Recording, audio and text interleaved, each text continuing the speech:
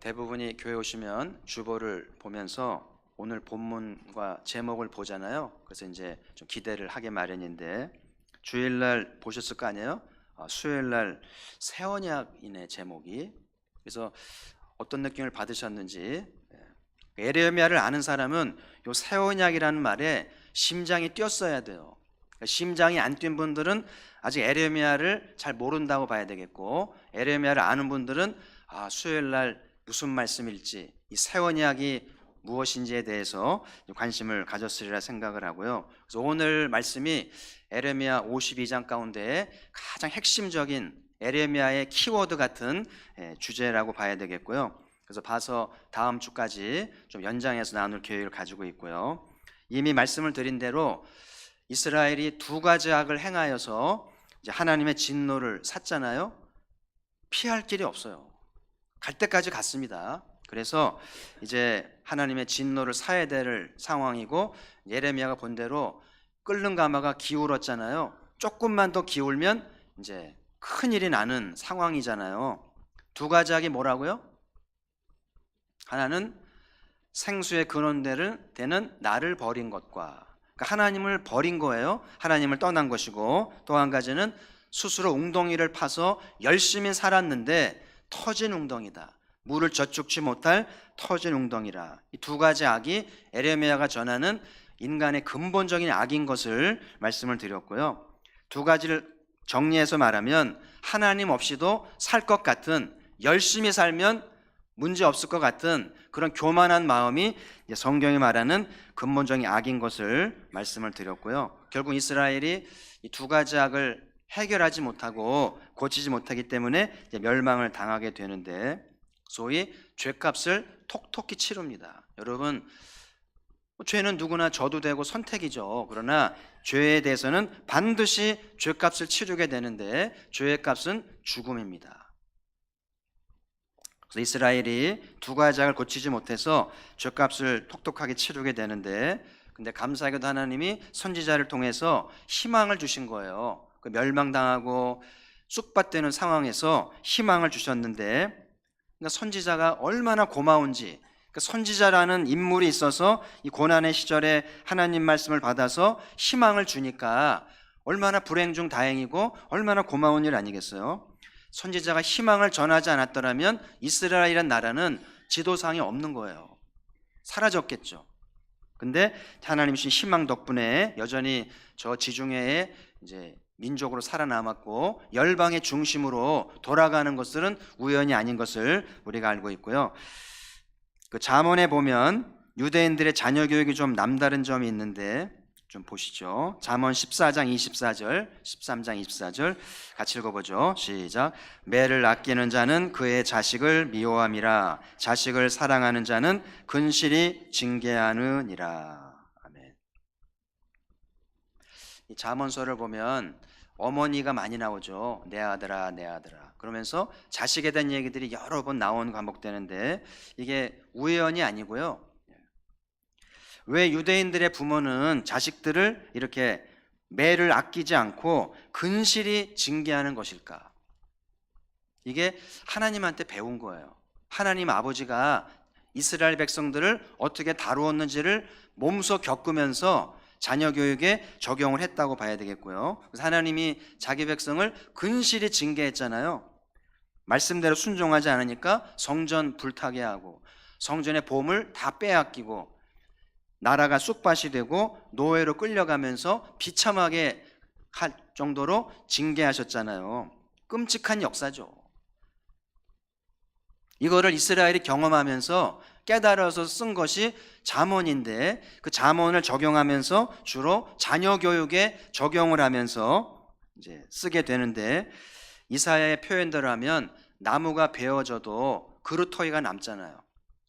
그 자연의 섭리가 놀라운 게요, 그 공원이 이렇게 숯덩어리가 됐는데요, 내버려 두니까 그냥 복원이 되는 거 있죠.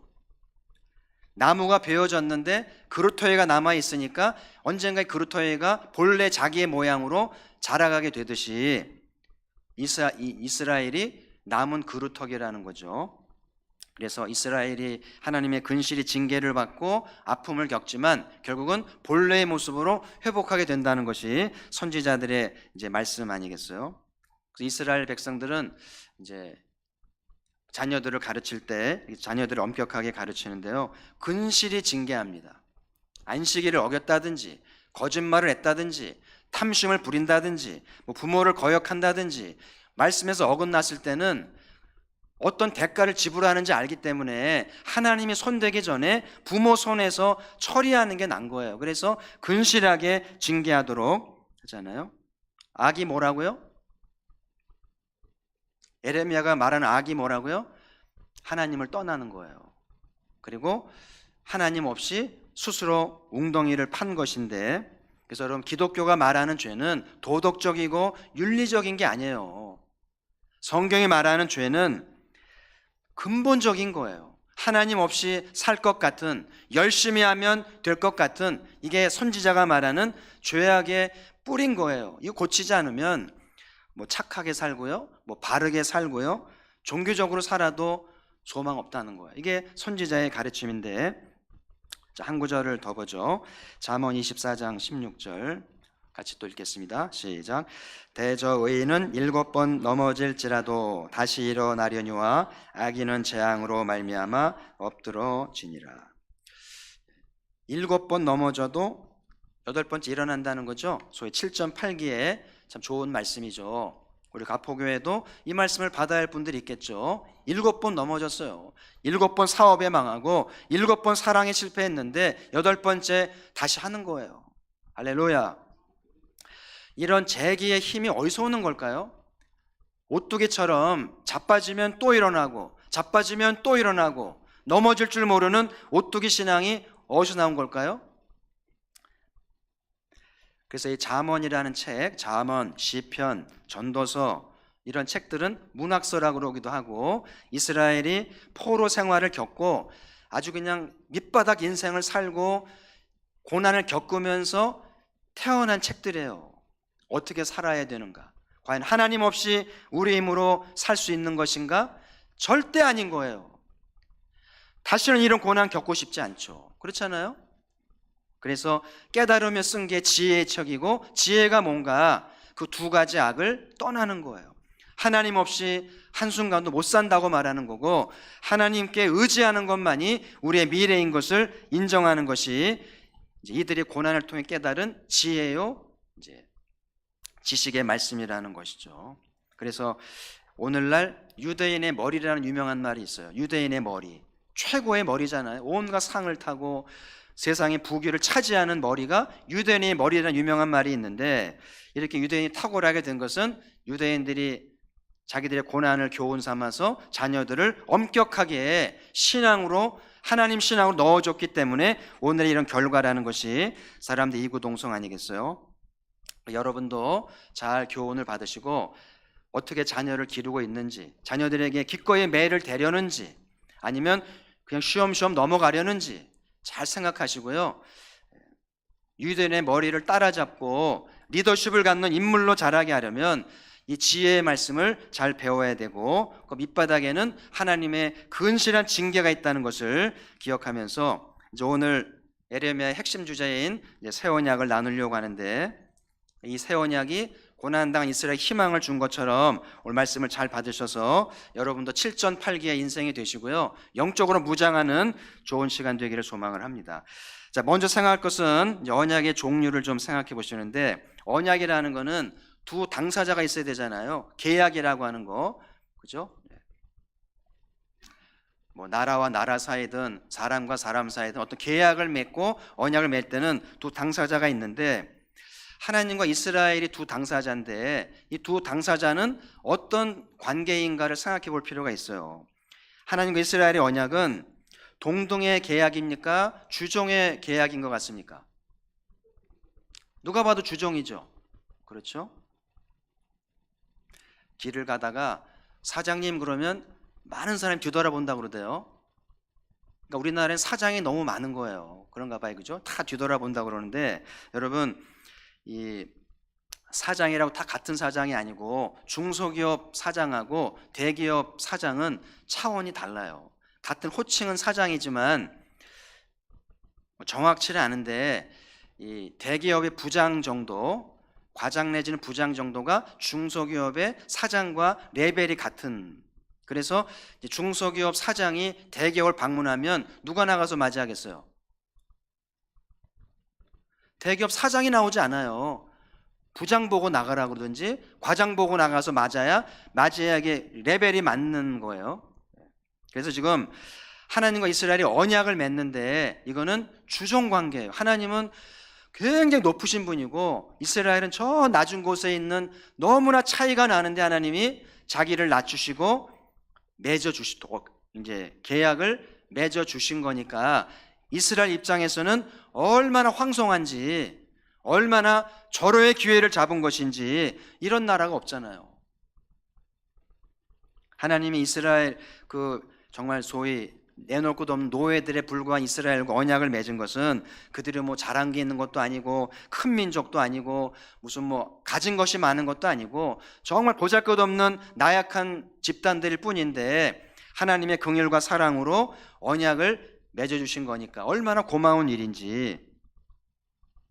오늘 우리도 마찬가지예요. 예수 그리스도 안에서 우리를 언약 백성 되게 하시고 자녀로 부르신 것은 우리가 자격이기 때문이 아닌 거예요.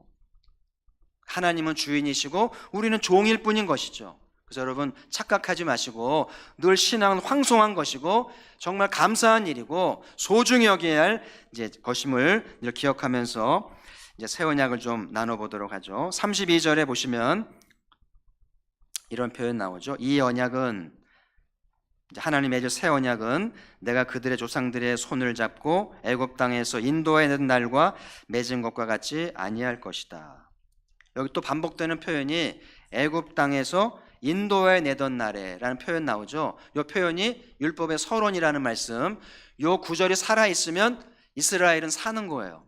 율법에 대한 희망이 있는 것이고 이 서론이 죽고 출애굽의 감격이 이뤄져 버리면 율법은 부담스러운 것이고 짐스러운 것이고 힘든 거예요, 신앙생활이. 그래서 오늘 선지자가 자꾸 잊을만 하면 서론을 얘기하는 거예요. 애굽 땅에서 인도하여 내셨지, 그걸 잊지 말라는 것을 계속 강조하고 있고요. 그래서 하나님이 오래전에 모세를 대표로 해서 이스라엘과 주정교약을 맺었는데 그때 이제 하나님이 언약의 증표로 돌판을 줬잖아요. 두 돌판에 십계명을 새겨서 이제 주면서 언약을 맺었는데 돌에 언약을 새겼다고 그래서 이 모세 언약을 돌비에 새겼다는 표현을 이제 합니다. 근데 이제 에레미야를 통해 주시는 새 언약은 돌이 아니라 어디에 새긴다는 거예요? 마음에라고 되어 있어요. 마음에. 33절 같이 한번 읽어보시죠. 시작.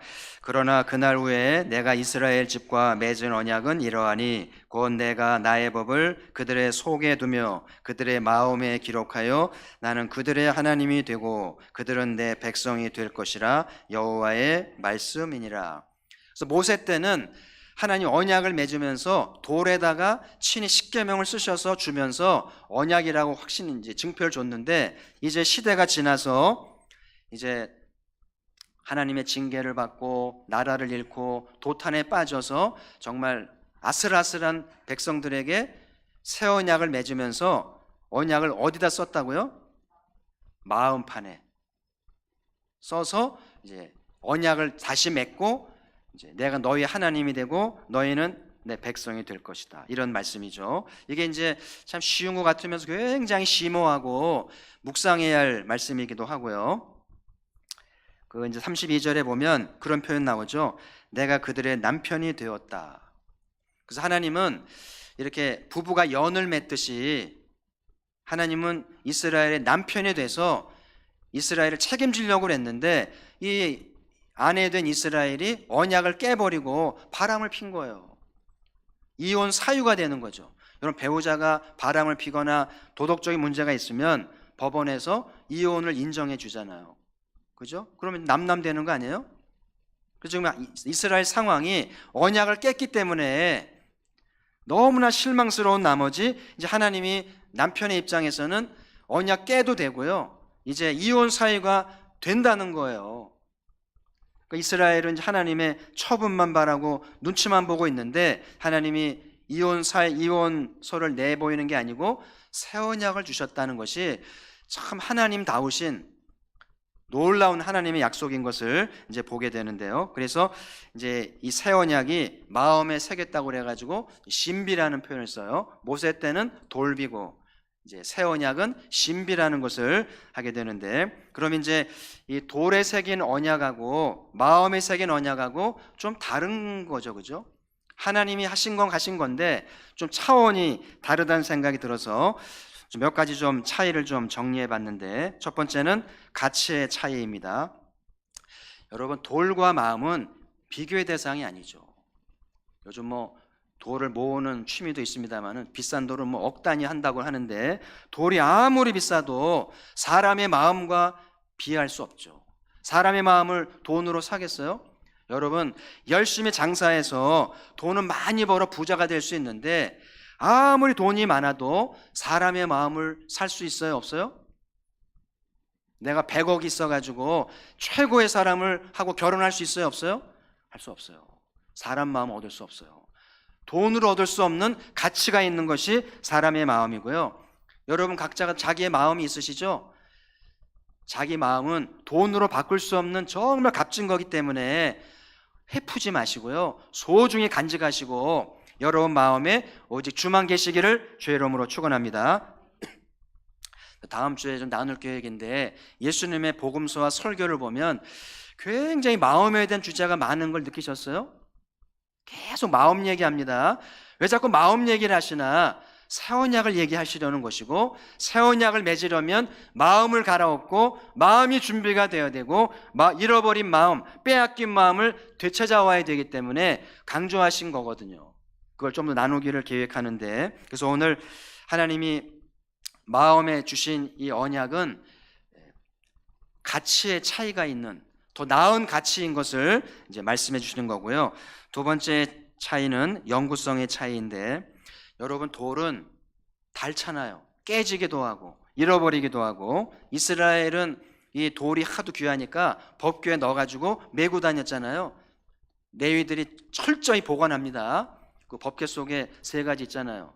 그 중에 하나가 모세 돌비 아니에요? 근데 역사를 보면 법궤 자체를 잃어버린 거야. 그러니까는 그 돌을 보관하려고 법궤에 넣어놨는데 법궤를 잃어버리니까 그냥 돌도 잊어버린 거잖아요. 얼마나 허망합니까? 딴 데 한눈을 판 거죠. 그 다윗이 그 법궤를 찾으려고 수소문을 했던 것도 기억하시잖아요. 근데 이제 이 언약이 돌도 아니고 이제는 마음에 새겨졌기 때문에 잃어버릴 일도 없고 빼앗길 일도 없고, 그래서 영구적인 의미가 있는 언약인 것을 이제 말씀해 주시는데, 저는 이 말씀을 생각하면서 요즘 젊은이들이 타투를 많이 하잖아요. 화투 말고 타투. 몸에 새기잖아요. 이렇게 아주 운동선수들 보면 아주 온몸에 그냥 막 하는데 좀 강하게 보이려고 그런다는데요. 착한 아이들일수록 좀 강하게 보이려고 막 온몸에 타투를 하는데요. 그거 잘 안 지워지거든요.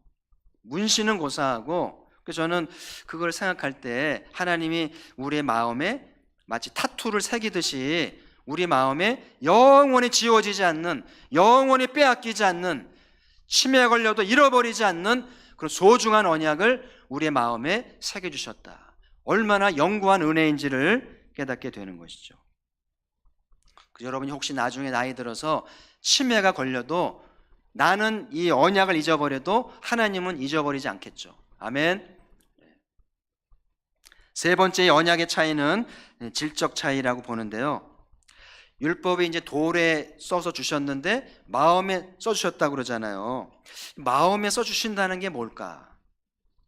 그래서 하나님이 이제 우리를 좀 더 가까이 깊이 있게 찾아오시겠다는 의미로 생각이 들어요. 그래서 베프 그러면 베스트 프렌드잖아요. 베스트 프렌드는 1명이나 2명 있는 거예요. 절대 많이 없는 게 베프죠. 그래서 하나님이 마음의 언약을 맺으신다는 것은 우리하고 좀 친밀하게 하면서 내가 너의 베프가 되겠다. 내가 너의 주이기도 하지만 너의 친구와 벗처럼 가까이하겠다는 그런 의미가 있는 것이 마음의 율법을 주신 것이라고 생각이 드는데요. 저는 다윗을 생각해 봤어요. 다윗은 앞서가는 사람인 것 같아요. 다윗은 지금 예레미야 시대보다 한참 앞선 사람이잖아요. 근데 이미 다윗은 마음의 언약을 맺은 듯한 느낌을 지울 수가 없잖아요. 자, 성경을 좀 보세요. 시편 40편 8절 같이 있습니다. 시작. 나의 하나님이여 내가 주의 뜻 행하기를 즐기오니 주의 법이 나의 심중에 있나이다. 이미 다윗은 새 언약을 맺은 사람처럼 말씀이 어디 있다고요? 심중에, 마음 중심에 있다는 거예요. 대부분의 성도들은요, 예배 끝나고 집에 가잖아요. 설교 다 잊어버립니다. 왜냐하면 머리로 들으니까 기억력이라는 거는 일주일 전에 95%가 잊어버립니다. 복습하지 않으면 잊어버리게 돼 있어요. 근데 마음으로 들은 말씀은 잊어버리지 않아요. 마음이 있기 때문에. 자, 시편 119편 11절에도 보시면 내가 주께 범죄하지 아니하려 하여 주의 말씀을 내 마음에 두었나이다. 다윗이 시편에서 계속 마음 얘기를 해요. 그러니까 다윗은 이미 하나님과 특별히 이렇게 부름 받아가지고 샘플로 마음의 언약을 맺으신 것이 아닌가 할 정도로 하나님이 다윗을 귀히 여기셨는데, 그 사도 바울의 메시지에도 나오잖아요. 사도행전 13장 22절에 내가 이새의 아들 다윗을 만나니 내 마음에 맞는지라 내 뜻을 다 이루리라. 참 저는 다윗이 부럽고 본받고 싶은 것이, 하나님이 다윗을 처음 만났는데 하나님의 소감이 뭐에 맞다고요? 내 마음에 든다, 내 마음에 맞는다는 거예요. 하나님의 마음과 다윗의 마음이 일치가 된 거죠. 불교로 말하면 이심전심이죠.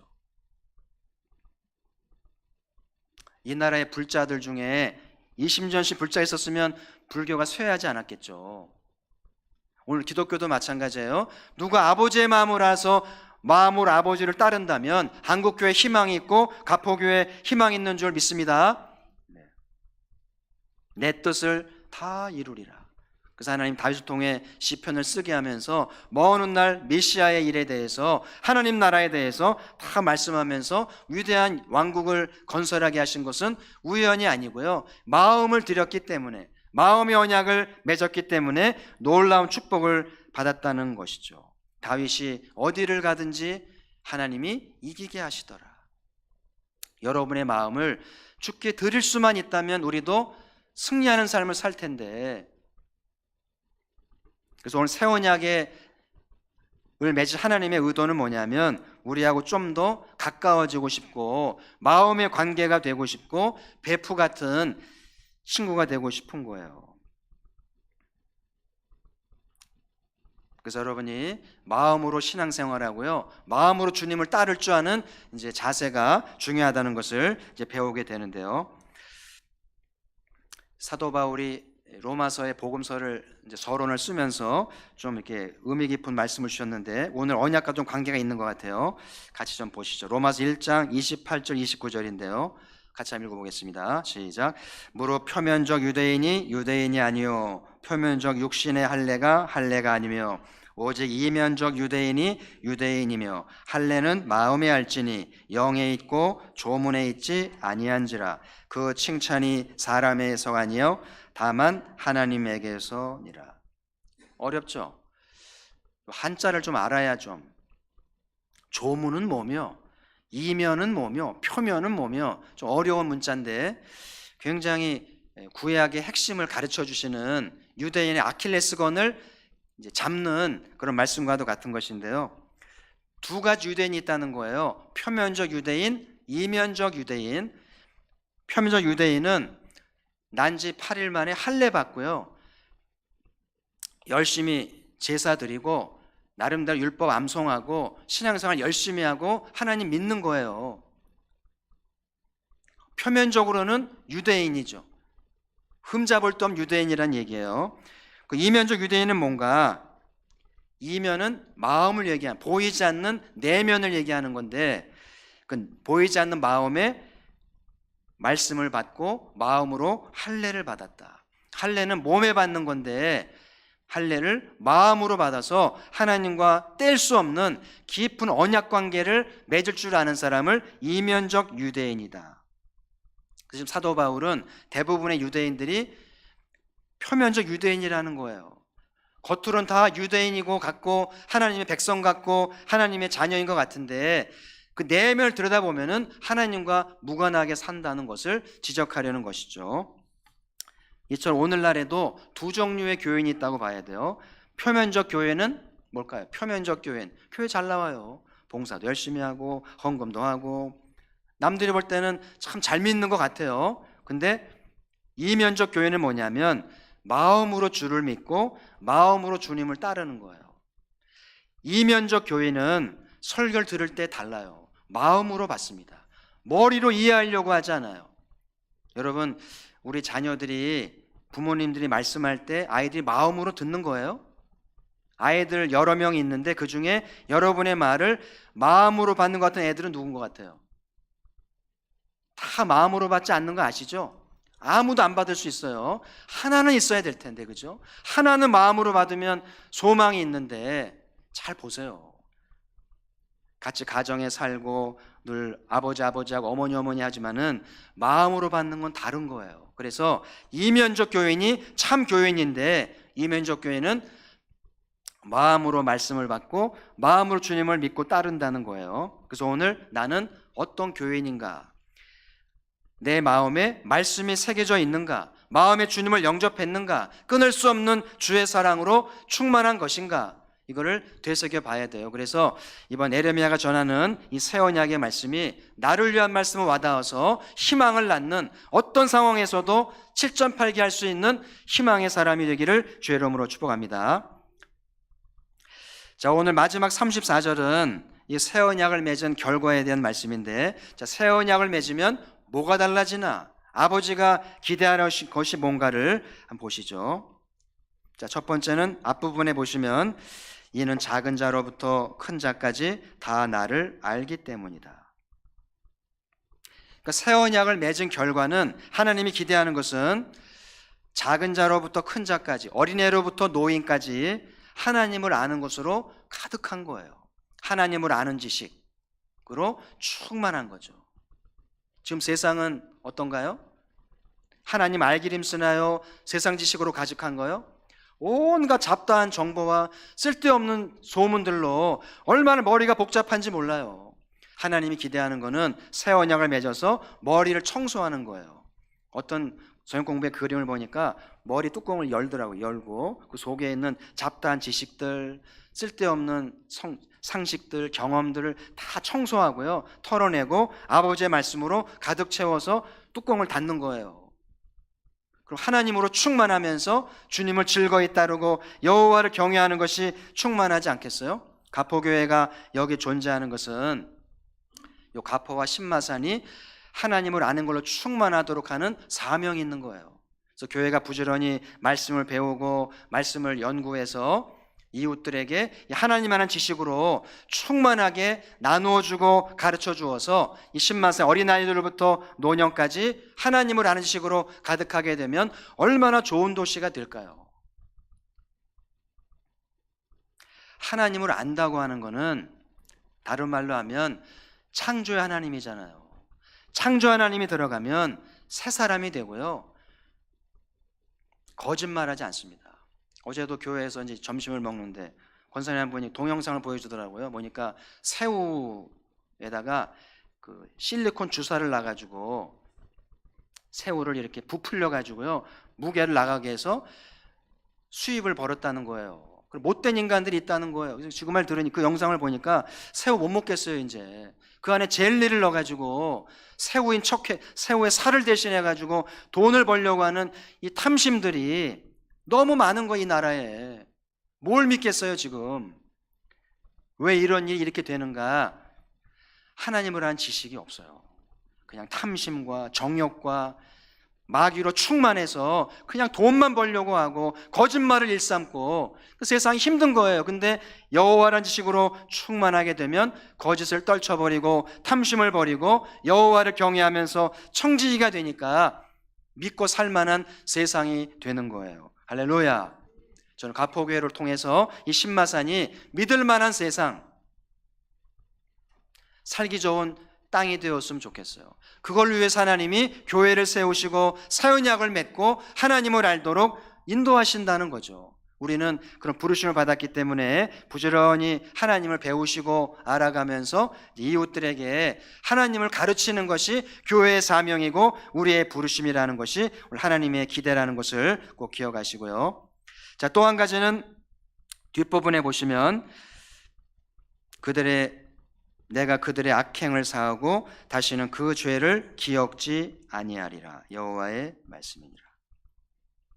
새 언약을 맺게 되면 모든 악행, 모든 죄를 깨끗하게 하시고 용서하신다는 거죠. 그래서 여러분, 모든 죄의 배후에는,